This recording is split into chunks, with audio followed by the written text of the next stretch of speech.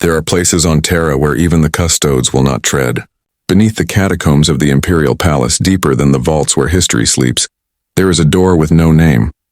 It hums without power, breathing faintly in the dark, sealed by the Emperor himself before the birth of the Imperium.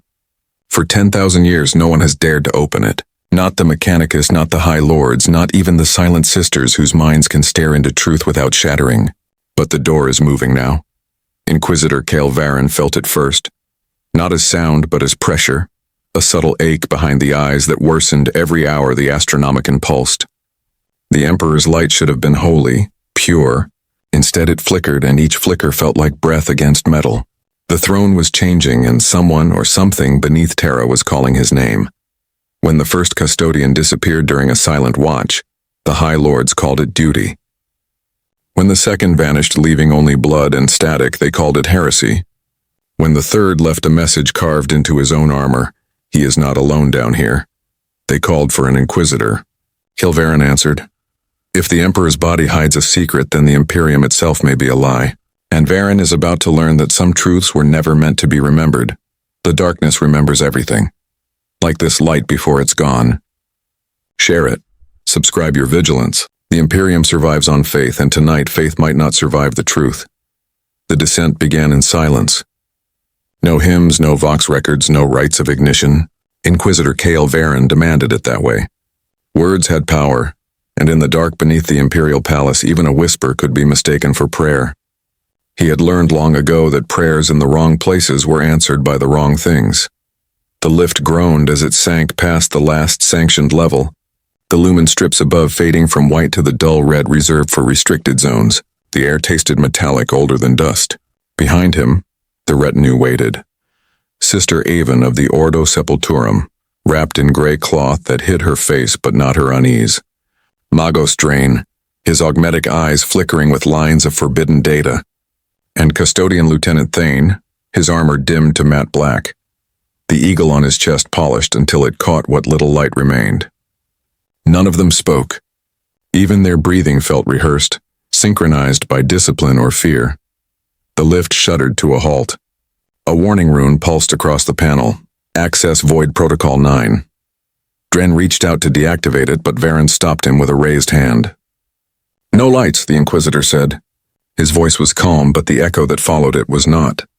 It came back distorted, thinner, as though the walls themselves had taken note. They stepped out into a corridor built for giants. The architecture was nothing like the Imperial standard. No Gothic arches, no devotional script. Just smooth black metal that drank sound. Every few meters the surface shifted under their feet. Flesh-thin seams that quivered faintly before going still. The custodian's armor servo clicked once, loud as thunder. Sister Avon muttered a short litany, more to herself than the Emperor. "This level isn't listed on any Mechanicus record," Drain said. His voice filtered through layers of static as his auspex scanned the dark. "Construction predates the palace. Possibly pre-Unity. Possibly." "Don't say it," Varen interrupted. He didn't need to. They all felt it. The pulse beneath the floor, faint but steady, like a buried heart remembering how to beat. As they moved deeper, the corridor widened into a chamber the size of a cathedral nave. A single object dominated it, a door of seamless iron, its surface smooth except for a faint outline of the Imperial Aquila, if one looked long enough to see it.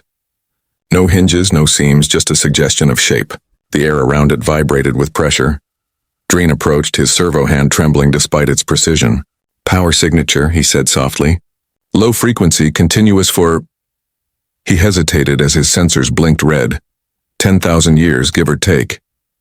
Sister Avon stepped closer, her hands clasped around her rosarius. "It's not power," she whispered. "It's a heartbeat." Varen looked at her. "Explain." "It's the same rhythm," she said. "Same pattern as the Astronomican. Slower, but aligned. It's as if it's breathing with him." Thane moved to stand before the door, his frame blocking half the glow of the lumen rods. "This level was sealed during the scouring," he said, his voice low, almost reverent. "We were told it held relics from before the throne was finished. Nothing more." Varen circled the structure. There were no consoles, no inscriptions, no signs of entry, only the faint distortion in the air, the feeling that the space behind the door wasn't empty but aware. He reached out and felt warmth radiating through his glove like skin under armor. Drain flinched. Inquisitor, I advise against. Varen ignored him. The warmth intensified. For an instant he thought he heard a sound. A low exhalation like breath fogging glass. Then without warning the lumen rods along the wall flickered and died. Darkness fell in total. For a moment no one moved. Only the pulse remained, louder now, syncing with their own hearts. Then the vox clicked once. Empty static whispering through the channel. Thane's armor servo's word as he turned toward the sound. Movement, he said. Behind us. Varen raised his weapon, the pattern-locked bolt pistol gleaming faintly in the dark. Avon's Rosarius glowed faint blue, casting ghostlight over the corridor. The air rippled, and from the shadows behind them came a shape, tall, human, impossibly still. Drain activated his optics. The figure was a custodian, or what had been one. The armor was fused into the flesh, its golden plates half melted, half grown. The Imperial sigil warped as though it had been stretched by something inside. Its vox grill opened and closed soundlessly. Emperor preserve us, Avon breathed. The figure stepped forward, joints cracking like ice under weight. In its hand it held a fragment of metal, blackened and curved. A piece of the same door that now pulsed behind them. Varen raised his pistol. Identify yourself, the thing stopped. Its vox clicked once. When it spoke, the sound was wrong. Like static trying to imitate a voice. He is not alone down here. Then the lights returned, just long enough for them to see the door behind them shifting. Its surface flexing inward like something on the other side was drawing breath. Varen lowered his weapon. Seal this level, he said quietly. Now. But the door exhaled and every lumen burst into gold. The light was wrong. It wasn't illumination. It was memory, pouring through the cracks in the door like liquid dawn. It burned, but not with heat. It burned with recognition. Kyle Vareen staggered backward as the air rippled around him, the scent of ozone twisting into something older, something human. For a heartbeat, the chamber didn't look like a room beneath Terra. It looked like a battlefield of flesh and light. Millions of silhouettes stood where the walls had been, faces turned upward toward the pulse. Their mouths moved without sound as if reciting a prayer too ancient for translation. Then it was gone. The glow snapped shut, retreating into the seams as though the door had never moved at all. Only the afterimage remained, painted across their retinas. The outline of a figure standing beyond the threshold, hands pressed against the other side. Magos Dran was the first to speak. His voice trembled through static. That was not the Emperor. Sister Avon fell to her knees, clutching her rosaria so tightly her palms bled. It knew his name, she whispered. But it didn't speak it, it breathed it. Like it was remembering, Varen said nothing. The words replayed in his skull. He is not alone down here. He turned his gaze to the fragment still clutched in the fused custodian's hand. The edges were smooth, not broken, as though it had been removed carefully, willingly. Thane, Varen said, steadying his voice. What did your order bury here? The custodian's visor glowed faintly. We do not bury, he said. We guard. Then what is this? Varen's voice rose, echoing off the walls. What are we guarding from? Thane didn't answer. His gaze remained fixed on the door, and for the first time since Varen had met him, the custodian looked afraid. This is where the throne was born, he said. Before the palace, before the cathedrals. He worked here alone for years. We were told he built it to contain something. No one asked what. The silence that followed was heavier than gunfire. Dreen broke it with a series of frantic auspex readings. Residual psychic energy is increasing. The pulse is matching the Astronomican frequency again, but inverted. If it synchronizes, the backlash could... He didn't finish. The walls shuddered. Dust fell from the ceiling in fine golden motes. The hum in the air became a vibration in their bones, deep and regular, like the breathing of a sleeping titan. Varen felt it reach into his chest, tugging at his heartbeat, aligning it. He clenched his jaw and tore his mind free. We're leaving? Now. But Avon didn't move. She was staring at the floor where the dust had settled into a perfect spiral. It's writing something, she said. Drain looked. His sensors confirmed it. The motes were rearranging, forming letters in low Gothic. Each particle moved as if guided by thought. The message was simple. Open the body. Avon's breath hitched. What does that mean? Varen already knew. He had seen the Emperor's body once, years ago. when he was still an interrogator serving under the Ordo Malleus. A vision through reinforced glass in sanctioned distance. A figure more corpse than God, bound to the throne by cables thicker than men. A husk of golden agony. He remembered thinking even then that it didn't look dead enough. He turned to Drain. Trace the conduit lines. Find out where this chamber connects. Drain hesitated, then obeyed. His mechadendrites unfolded, glowing faint red as they scanned the floor. The results came fast and unwelcome. Power flow leads upward directly toward the sanctum. This door is part of the throne's foundation. The energy you feel, it's coming from him. Thane took a step forward, his voice barely audible. The Emperor's will sustains the galaxy. If something else is feeding that will, then the light of the Astronomican isn't his alone, Varen finished. A deep vibration rolled through the floor, shaking the chamber like thunder underwater. The custodian's armor resonated with it, runes flickering across his gauntlets. Dreen's Auspic screamed static and died. Avon rose slowly to her feet, her eyes wide, reflecting something unseen above them. Then came the sound. A low murmur spreading through the metal, through their skulls. Words too slow to understand, too close to sleep to be called speech. Varen grabbed Avon by the shoulder. Don't listen to it. I can't stop, she whispered.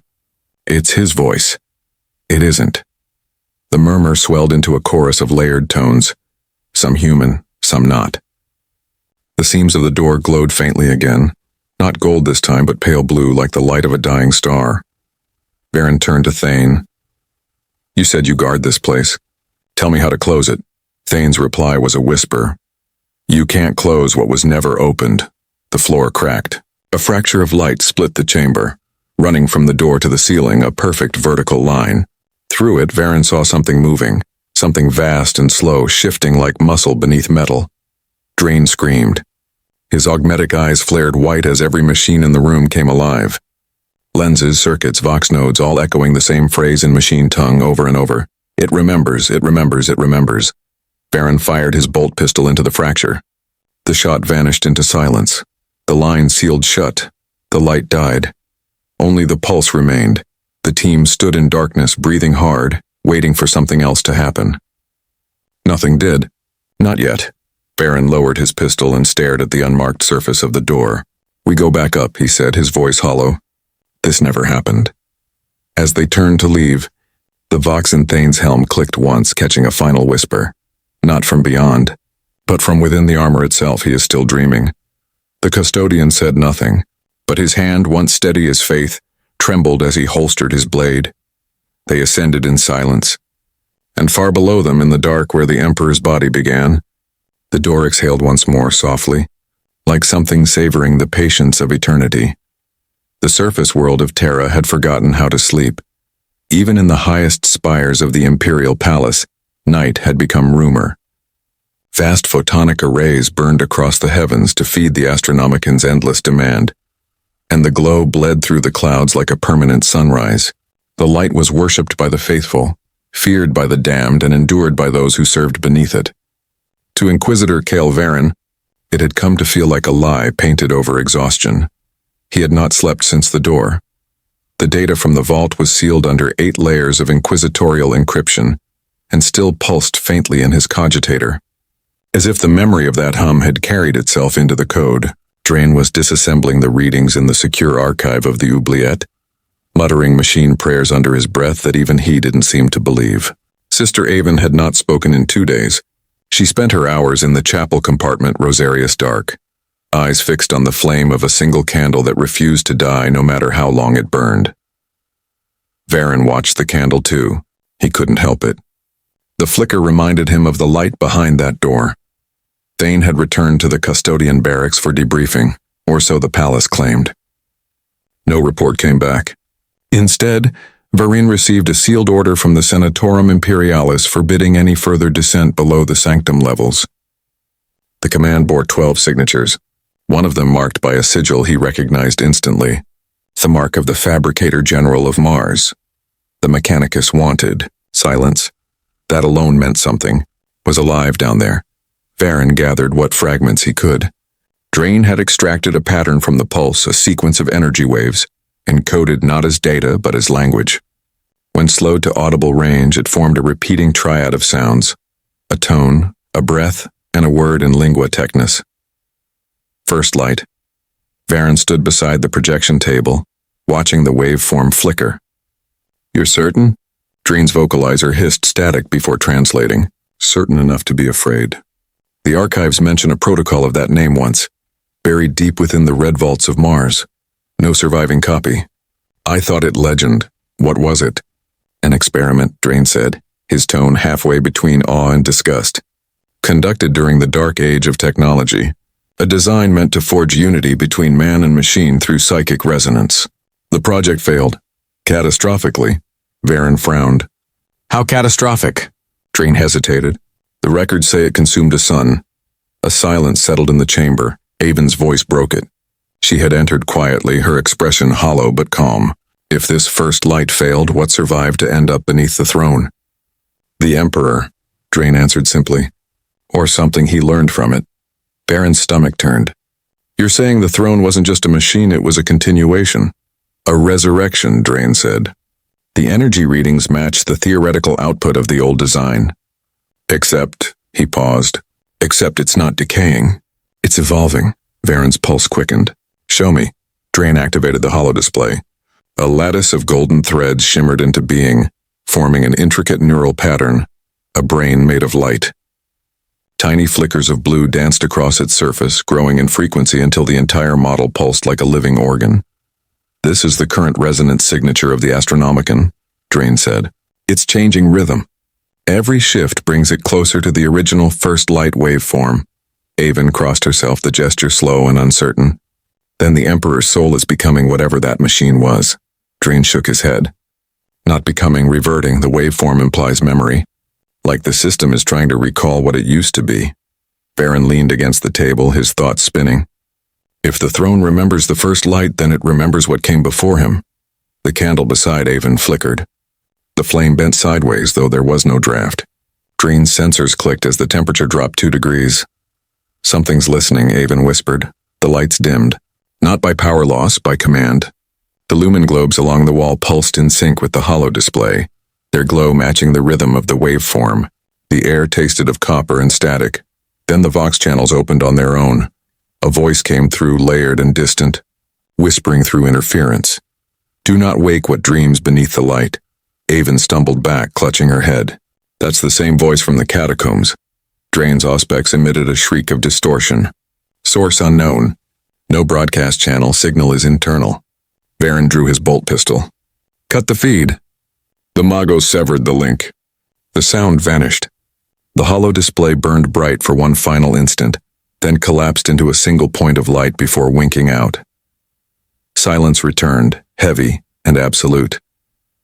Varen holstered his weapon slowly. Dreen, he said. You said the records were gone. They are, Dreen replied, shaking. But if the throne carries memory, then the archives might still exist. Inside it. Then that's where we go next. Avon looked up sharply. You're talking about entering the psychic core of the Astronomican. That's suicide. Varen's eyes were hollow but steady. If the Emperor built this from something older, then he wasn't the first god we've served. I intend to find out what the first one was. The candle went out, and somewhere, far below the palace, the hum of the throne deepened. No longer a heartbeat, but a voice forming words beneath its breath. The access to the Astronomican's lower maintenance rings was not recorded on any chart. It existed only in myth and rumor, the black arteries of the Emperor's light, where Mechanicus adepts vanished for centuries in devotion or madness. To reach them required 5 separate codes, 3 sigils of absolute sanction, and a willingness to vanish from history. Varen had all of these, though none of them made the lift's descent feel less like a fall. They left behind the palace's sanctified stone for metal grown rather than forged. It had texture, uneven, organic, like a wound that had healed wrong. The smell was faintly sweet, like burnt incense overwrought. Ahead of them, the lumen rods flickered and died, leaving the world painted only in the blue glow of Dren's optical sensors. The Mago's voice was a whisper of static. We are inside the auxiliary ventral circulatory column. These conduits feed the throne's life support systems, and something is rewriting them. Varen crouched to examine the nearest wall. What should have been tubing for coolant lines was lined instead with pale veins, translucent and pulsing. Within, he saw motes of light, data, energy, memory, flowing upward toward the Emperor's body far above. The sight turned his stomach. How long has it been like this? Drain's lenses whirred. There are no records. Avon moved behind them, her rosarius casting weak gold against the walls. Then who tends it? She asked. The machine itself, Varen said quietly. They followed the conduits downward. The deeper they went, the more the architecture defied description. Pipes fused into bone. Catwalks grew like ribs over vast chasms that glowed faintly with trapped lightning. Occasionally they found Mechanicus tools left on the floor. Rusted, ancient, fused to the surface as though absorbed. The air throbbed with pressure, the same pulse as the throne, but slower here, heavier. After hours of descent, the tunnel opened into a chamber shaped like an inverted dome. A massive orb hovered at its center, suspended by chains of light that hummed with psychic tension. The orb pulsed with the same golden hue as the Astronomican's beam, but its light was fractured, broken into shifting patterns that moved like a heartbeat trying to remember its rhythm. Drain fell to his knees. Omnissiah preserve us, he whispered. This is not a power core. It's a mind. Varen approached, feeling the weight of its presence before he even touched it. His vision swam. For an instant he saw the faces of thousands, flickering across the orb's surface. Scientists, soldiers, priests, children, all fading into one another as if painted on the same canvas. Avon grabbed his arm. Stop, it's reading you. Varen stared at the light. No, he said softly. It's remembering me. The orb brightened. Their reflections vanished, replaced by images burned directly into their thoughts. The Emperor, not as they knew him, enthroned and godlike, but as a man standing amid machines of impossible complexity, his armor half-formed, his face illuminated by a sun that was not our own.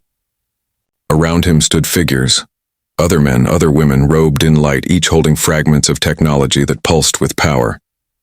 They were building something, together. Drain gasped as data flooded his mind. The first light, it wasn't divine. It was an experiment to merge human consciousness into a single field, a perfect unity of mind and matter. But it failed. Varen's voice was a whisper. Failed how? The resonance reached critical mass, Drain said, trembling. The collective thought burned itself into the void. Their minds became the warp. The gods of chaos were the byproduct. Avon took a step back, horror rising in her throat. Then the Emperor didn't create the throne to master the warp. He built it to cage it. The orb pulsed violently, golden light flooding the chamber. A voice filled the air, layered and impossible to locate. Male and female, old and young, speaking in a chorus of forgotten languages. We lit the first flame to end division. It burned the stars instead. He remembers us.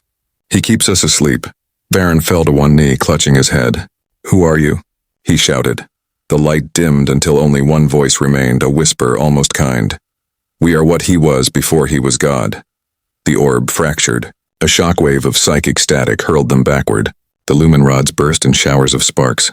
When the air cleared, the chamber was empty. The orb was gone. Only the chains of light remained, pulsing faintly as if sighing after a long dream. Drain's eyes flickered with corrupted code.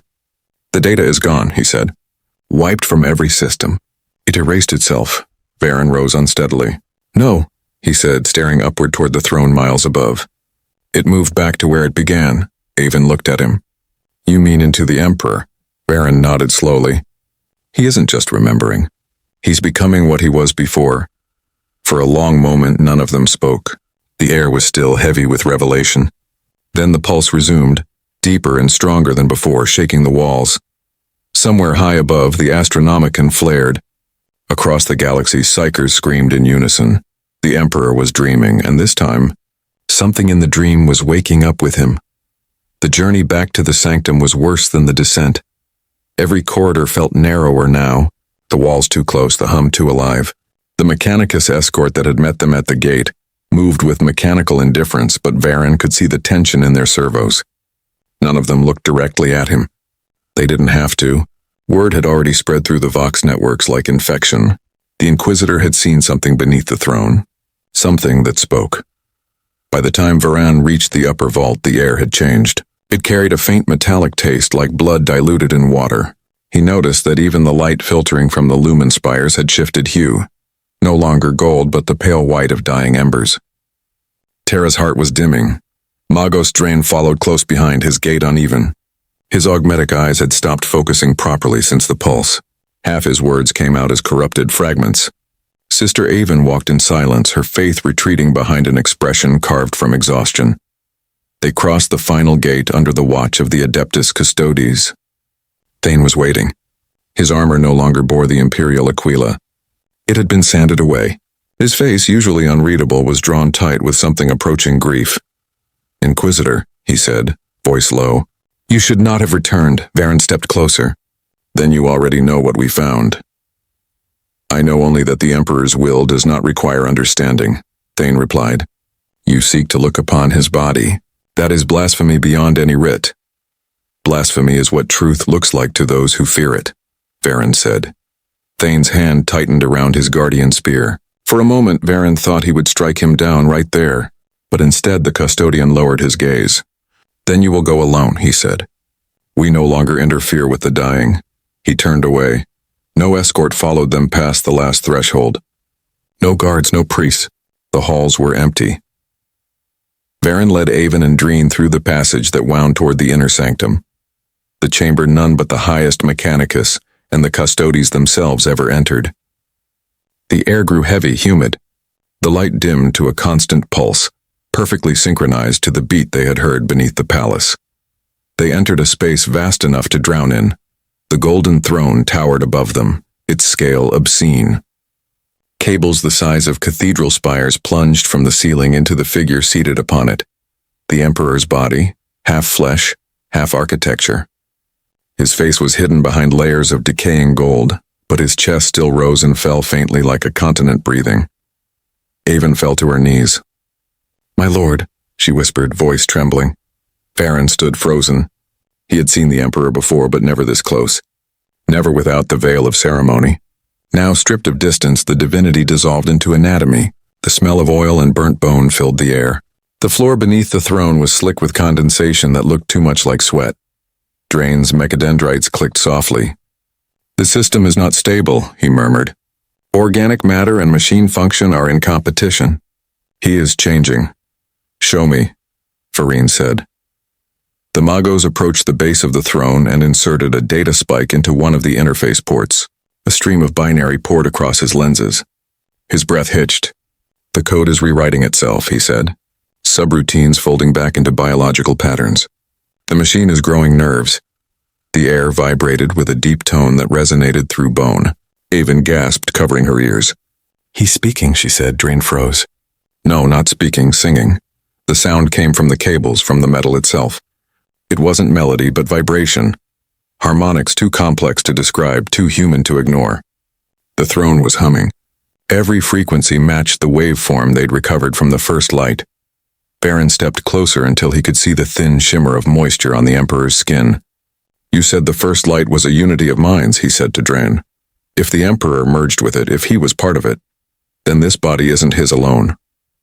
The Magos looked up. "It's a vessel." A containment field made flesh. The humming grew louder. The lumen rods flared, washing the chamber in molten gold. On the surface of the throne's base, runes began to form, etched not by hand but by heat. They moved as if alive, rearranging themselves into words. Drain's vox broke into static. "It's writing in Binharic, but wrong, backward, I can't." The runes shifted again, flickering into Gothic for a single breath. "Remember us," Avon stumbled back. "It's them," she said. "The ones from the orb. They're inside him." Varen's mouth went dry. "No, they are him." A deep groan echoed through the chamber, metal flexing under pressure. The throne's cables trembled. Somewhere far above, alarms began to wail, a sound that hadn't been heard on Terra since the siege. Drain shouted over the noise. "The containment field is destabilizing. The energy flow is reversing." The Emperor's chest convulsed. The golden mask cracked down the center, light bleeding from the fracture like molten sunlight. For an instant, Varen saw something behind that light. Not divinity, not power, but faces. Thousands of them. The same faces he'd seen in the orb. The same faces that had built the first light. They were screaming, Avon screamed with them. Drain ripped the data spike free. "We have to go." Varen didn't move. His eyes were locked on the throne as the crack widened, and the voice that had haunted every whisper of the Astronomican spoke once more. Not aloud, but inside every mind within range he remembers. The light exploded outward, and in that brilliance, Kael Varen finally saw the Emperor for what he truly was, a cage pretending to be salvation. The blast did not burn. It devoured sound. For a moment, the entire sanctum went silent. No alarms, no movement, no breath.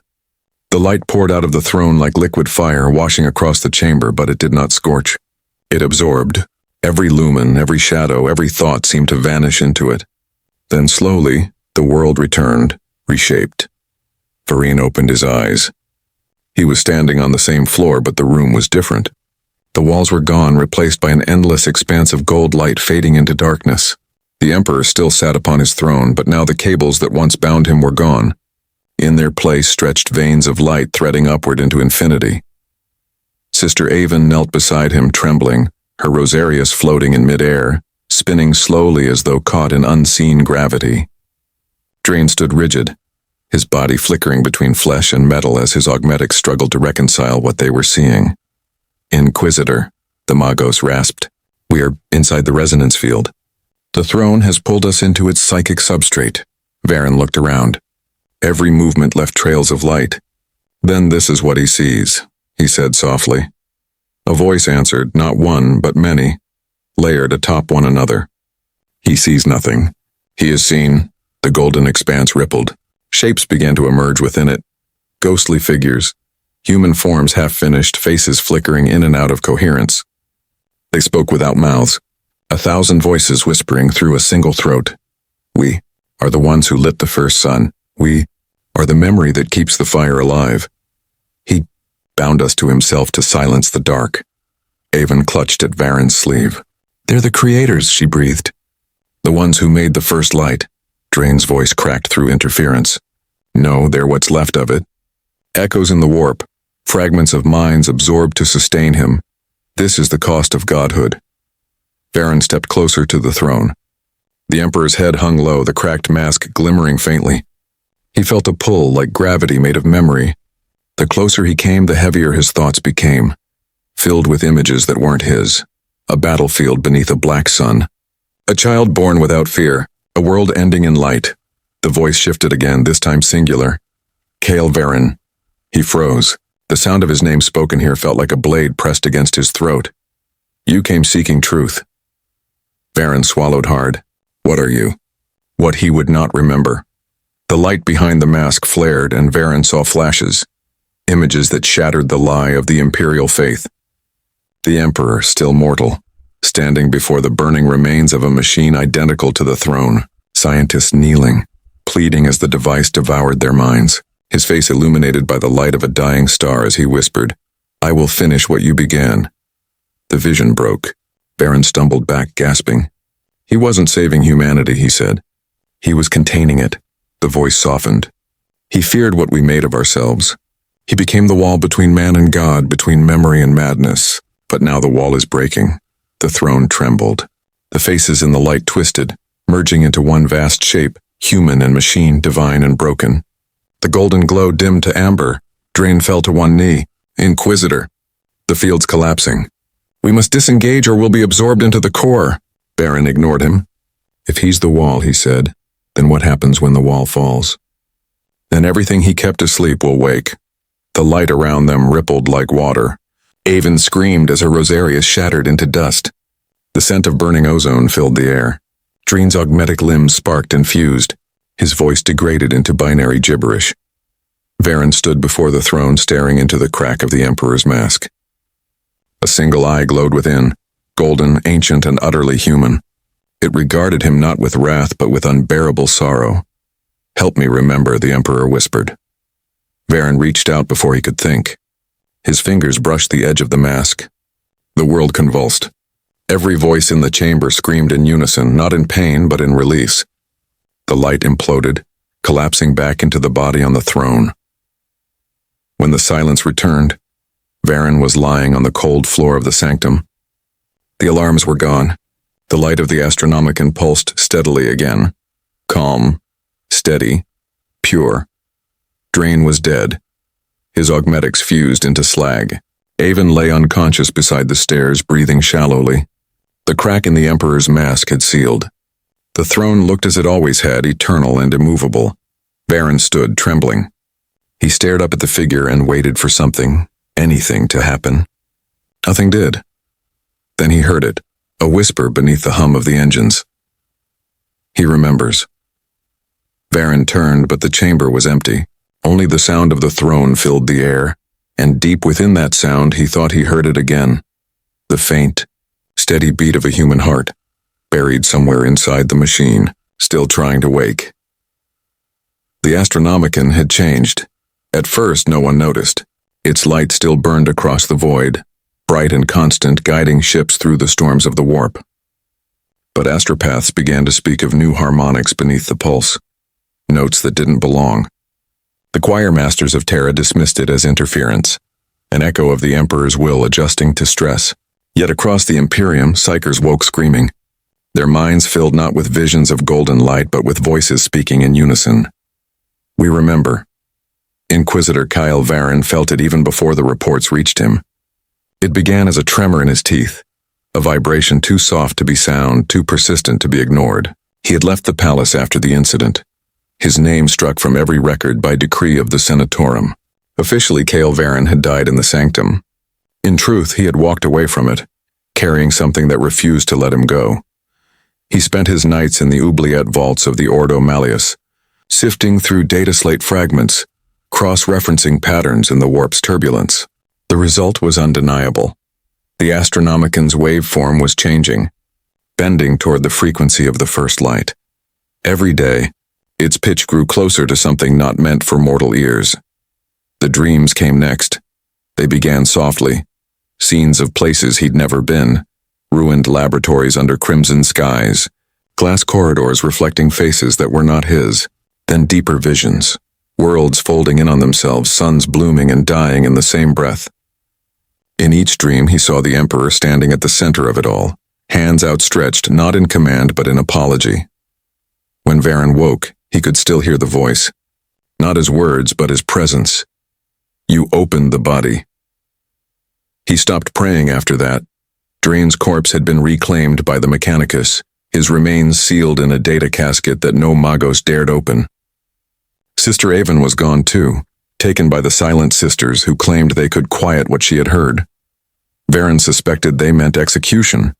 The Ordos called what had happened a psychic malfunction, but there were no malfunctions in the Emperor's chamber. Only intent. He kept working. That was the curse of the Inquisition, to seek until seeking became disease. The deeper he dug, the more the pattern resolved. Reports arrived from distant sectors, ships translating into real space weeks early, guided by coordinates no navigator could explain. Whole worlds claimed to see shapes in the Astronomican's light, faces, silhouettes, vast and human. The faith of the Imperium swelled at first, calling it a miracle. Then the miracles began to speak. Astropathic networks filled with whispers, not screams. He is waking. He remembers. He forgives. Forgiveness was not divine. It was human. That was what frightened Varen most. One night, while reviewing Drain's last recording, the signal spiked. His cogitator screen flickered, lines of data rearranging themselves into shapes, letters, then words. Do you see it now? Varen froze. Who are you? He whispered. The reply appeared immediately. They called us gods. He called us mistakes. Now we call him home. The words burned out of the screen, leaving a faint smell of ozone. When he looked up, the walls of his chamber were pulsing faintly. Heartbeat rhythm. He left Terra the next day. The ship he took was a relic of the Great Crusade, its hull painted black to hide it from Imperial censors. He told no one his destination. He barely knew it himself, only that the dreams were leading him somewhere beyond the light, to the edge of the Sol system, where the Astronomican's reach began to fade. For 6 days, the warp was silent. Too silent. The Geller field hummed weakly, shadows pressing against its edges like fingers against glass. On the 7th day, they broke through, and the void outside was gold. The Astronomican was visible with the naked eye, a burning wound in space, its light reaching far beyond the charts. But there was something else beneath it, a shape vast and translucent like a reflection on water. Varen realized with a coldness that turned his blood to iron that he was looking at the Emperor's silhouette stretched across the stars. He ordered the servitors to magnify the image. The view clarified, and the impossible became undeniable. Within the radiance, faces were moving, millions of them, the same spectral visages he'd seen in the throne's light. The first light reborn woven through the Astronomican's beam. The Vox came alive with overlapping voices. He is remembering us. We are becoming one again. Do not fear the light. Varen's pilot fell to his knees, screaming prayers. The servitors froze mid-motion, their flesh twitching as though hearing the same call. The ship began to drift. Varen reached for the controls, but the metal beneath his hands was warm, alive. The hull vibrated with the same pulse as the throne. He looked through the viewport again. The Astronomican's beam was no longer steady.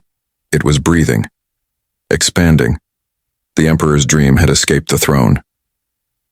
By the time Kael Varen's ship limped back into the Sol system, the light of the Astronomican had changed color. It was no longer gold. It was white, so bright it bled through void shields, washing the stars pale. The Mechanicus called it a polarity inversion, a psychic realignment event. The Ministorum called it ascension.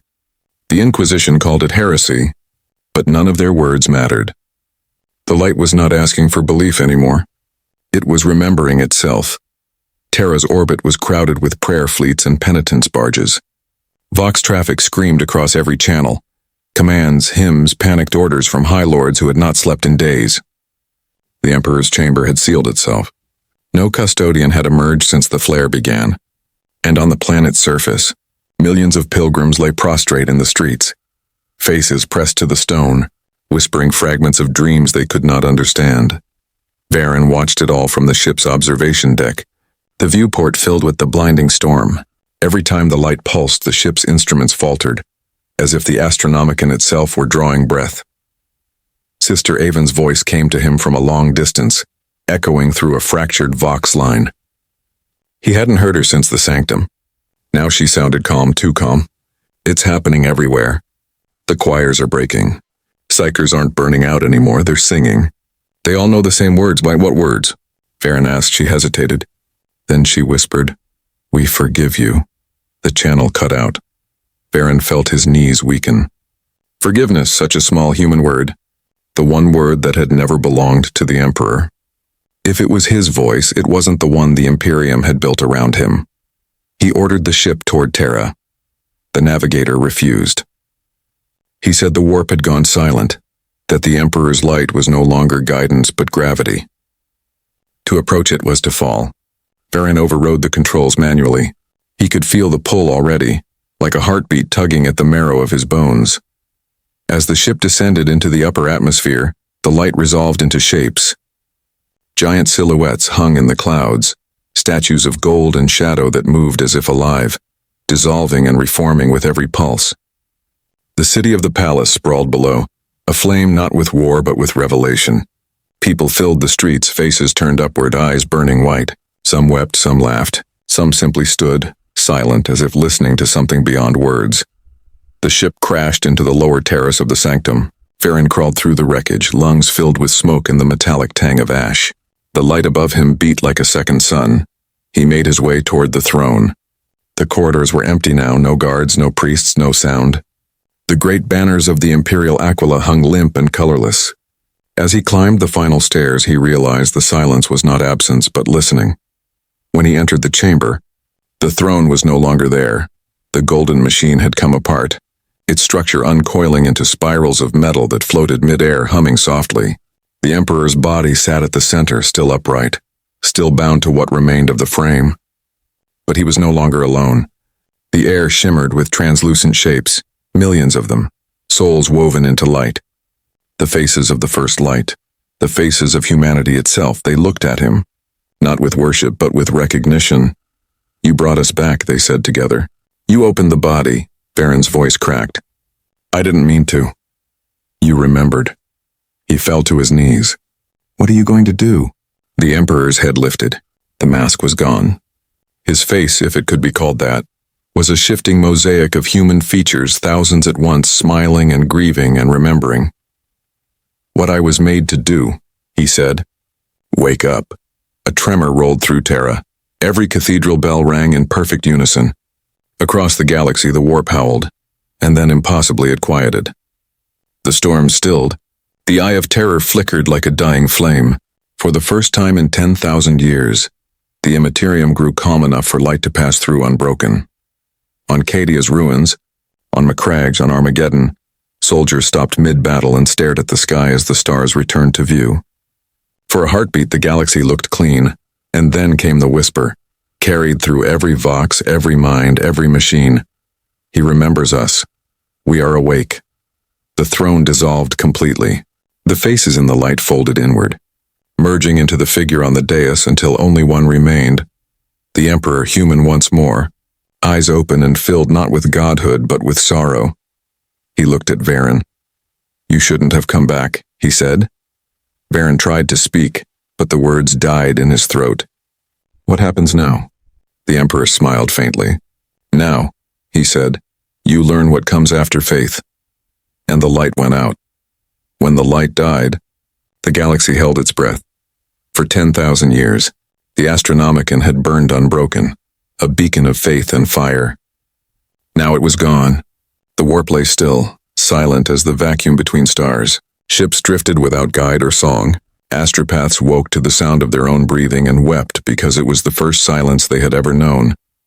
On Terra, the storms cleared. The clouds that had cloaked the palace parted, revealing a sky that no one alive had seen. Blue, soft, alive. It felt wrong to the faithful.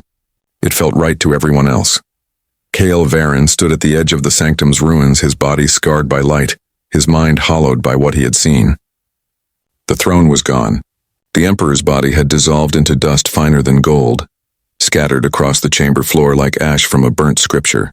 Only the dais remained, a circle of black stone that pulsed faintly as if remembering the weight it once carried. He had expected the end of the world. Instead, there was peace.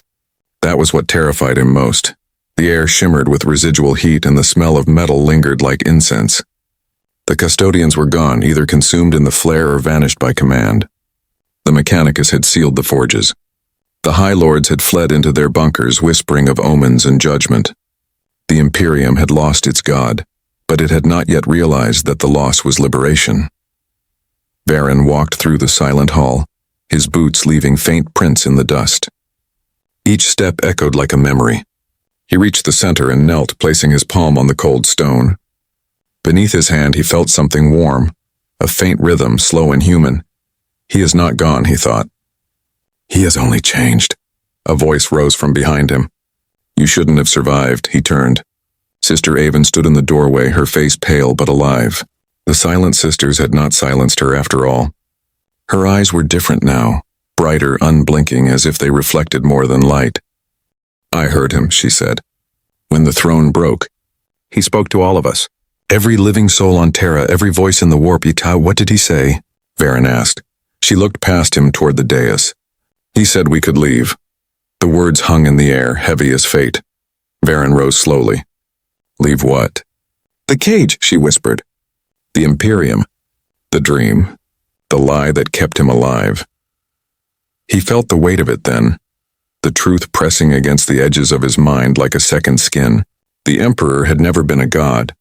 He had been a jailer, and his prison was humanity's belief. Every prayer, every act of devotion, every war fought in his name had been a shackle binding both man and machine to the same illusion. The first light had burned the stars once. The Emperor had kept them from burning again by becoming the wall between creation and chaos. But now the wall was gone. Drain's last words came back to him. What happens when the wall falls? He turned to Avon. The High Lords will never allow this. They'll rebuild the throne, name a new god, and start the cycle again. Avon nodded. Unless someone tells them what really happened. Varen stared at her. If we do that, the Imperium collapses. The faith that holds it together was never faith, she said quietly. It was fear. And you saw what came after fear. The silence of the warp, the calm between worlds, the clean sky above Terra. For the first time in recorded history, there were no demons screaming beyond the veil, no storms devouring ships whole. The darkness had not ended humanity. It had simply grown tired of feeding on their belief. Varen looked up at the broken vault where the Astronomican once burned. If we speak the truth, billions will die. Civilizations will fall apart before they can learn how to live without worship. Avon's expression softened. And if we don't? Varen closed his eyes. He could still hear it. The faint heartbeat beneath the stone, steady as a dying man's breath. He remembers, the voice whispered. But he will not save you. He drew his bolt pistol and placed it on the dais. The weight of it seemed obscene now, a weapon built to enforce a lie. He looked at Avon. There are two choices, he said. We keep the secret, rebuild the throne, and chain humanity to its fear again. Or we tell them the truth and watch the Imperium tear itself apart. She stepped closer. Then choose, Inquisitor. Varen stared at the floor where the Emperor had once sat. The pulse beneath his hand slowed, fading into stillness. Maybe he already chose, he said softly. Avon tilted her head. What do you mean? Varen looked up, eyes hollow but resolute. He left the decision to us. That's what it means to be free. Outside, the bells of Terra began to ring, not for mourning, but for something older. Something the galaxy had forgotten. The sound was imperfect, human, real. Varen turned toward the light filtering through the broken ceiling. It was not gold. It was sunlight. He walked into it. The light that fell through the ruins of the sanctum was not divine.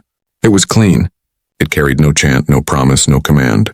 It simply existed, as if the galaxy had remembered what light truly was before faith named it holy. Kael Varen stepped into it, and for the first time in his life, he felt no eyes watching. No gods, no ghosts, just warmth. He walked through the shattered corridors of the palace where once pilgrims had crawled for miles on bleeding knees. Now the marble floor was covered not in offerings but in silence. Custodial helms lay abandoned beside relics that no longer hummed. The Vox towers were quiet. The banners of the Aquila hung limp. Terra was breathing again. Outside, the city was changing. The people who had spent generations in darkness were standing upright beneath an ordinary sky. Some fell to their knees and prayed to nothing, lips moving out of habit. Others simply stood in awe, staring upward as if rediscovering color. And above it all, the Astronomican's wound in the heavens had closed, leaving only a faint scar of light that flickered like a dying star refusing to be forgotten. Varen made his way to the Vox Basilica, the one place on Terra still connected to the wider Imperium. The door was half collapsed, the marble blackened by the surge that had ripped through the grid. Inside, a single Vox console still blinked, its green rune steady. He sat before it. His reflection in the cracked glass looked older, thinner, burned out. The sigil of the Inquisition still hung around his neck, but it meant nothing now. He keyed the transmission line open. The signal caught barely. Somewhere out there, scattered through the quiet void, were worlds waiting for the Emperor's light to return, waiting for orders, waiting for salvation. This is Kael Varen, he said softly. His voice sounded smaller than he expected, more human. Inquisitor of the Ordo Malleus, formerly, Static answered him. Then a faint click. Dozens of Vox lines tuning in, one by one, across impossible distance. He could hear them, breathing, waiting. I have seen the throne, he continued. I have seen what we built upon it. I have seen the truth of our God. The air in the basilica trembled. The Emperor is gone. Not dead. Gone. He was never what we made him. The light we worshipped was not salvation. It was memory. A prison made from faith, and he has freed himself from it. He hesitated. He could almost hear Avon's voice behind him, whispering caution, mercy, fear. But the silence of the galaxy demanded truth, not comfort. For 10,000 years, we kept him alive by believing in the lie that he was divine. We bound our souls to a corpse and called it eternity. And it worked, because lies can last longer than flesh. But he remembered what came before. The Emperor was not born a god. He was born human. And when he remembered that, he let the light die. The Vox crackled. Somewhere across the stars, someone wept. Varen leaned closer to the transmitter. The warp is quiet now. The storms have ended. The demons are gone. The gods we feared have starved. You can feel it, can't you? The air doesn't hum anymore. The voices are gone. That silence, that peace is what he bought us with his ending. He let the words hang in the static. We have a choice now. We can rebuild his cage, forge a new throne, raise a new god to keep the old fear alive. Or we can learn to live without one, to live as he tried to, before we made him more than he was. He looked out through the shattered basilica windows. The horizon glowed faintly with the light of 1,000 small fires, the people of Terra burning their relics, their icons, their shrines. It was destruction, but it was also birth. This is the Emperor's last command, Varen said, not carved in scripture, not spoken by angels, only remembered. Wake up. He released the transmitter. The green rune faded to black. For a long time he sat there, staring at his own reflection in the dead glass. Then he rose, removed the sigil from his neck and placed it on the console. It gleamed once, catching the last ray of sunlight before settling into shadow. When he stepped outside, the streets were full of people looking at one another as if seeing humanity for the first time. Some cried, some laughed, some simply stood still, listening to the strange new quiet that filled the world. Avon found him there. Her robes were torn, her eyes bright. It's done, she said. He nodded. They'll hate us for it. They'll thank us later, she said. Maybe not in this lifetime. They walked together toward the horizon, where the first dawn in 10,000 years was rising. The light was soft, not sacred. It did not judge.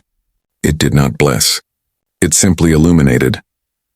Avon stopped and looked back once more at the ruins of the palace. Do you think he's still watching? Varen smiled faintly. I think he's finally resting. Above them, a single comet streaked across the pale morning sky, trailing gold dust that shimmered before dissolving. It looked for an instant like a soul exhaling. Kyle Varen closed his eyes and whispered, Rest, my lord. You've earned it. And as the light of the new day touched the highest spires of Terra, the age of faith ended. Not with apocalypse, but with awakening.